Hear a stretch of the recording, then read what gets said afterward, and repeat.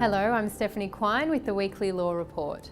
For your chance to win 2 tickets to our Women in Law Awards in Melbourne in October, make sure you listen for the question at the end of this week's top stories.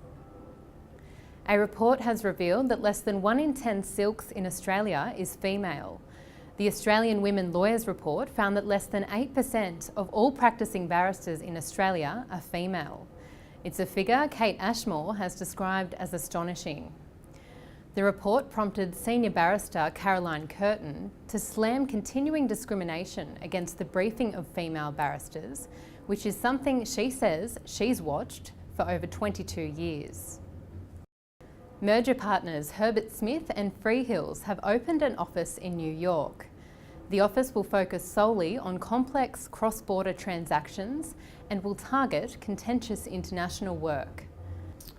Currently operating as Herbert Smith New York, the office will become part of the merged international network on the 1st of October when the full equity merger takes effect.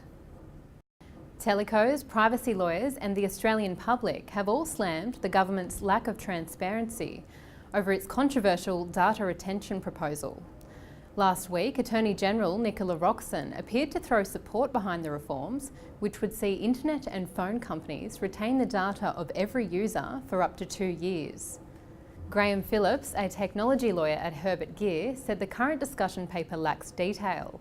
Privacy groups and critics say the proposal would mean constant surveillance and the beginnings of a police state.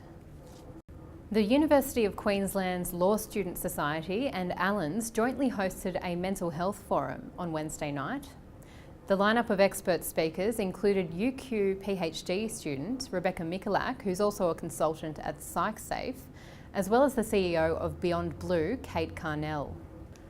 Last year, a survey of law students at the university found 47% of respondents had sought treatment for a mental health problem or had contemplated doing so. A UQLS representative, James Sept, said the competition between law students and the relative isolation they face, as well as perceptions around the elitism of law, compounded mental health problems and issues for law students. For more details on those stories and more, head to our website. And if you've been following our coverage, you may remember the name of a woman who left a high-stress career in the law to become a laughter yoga instructor. If you know the answer, you can email me for your chance to win a double pass to our Women in Law Awards in Melbourne next month. Don't forget to follow us on Twitter and Facebook and join discussions on LinkedIn. I'm Stephanie Quine, thanks for watching.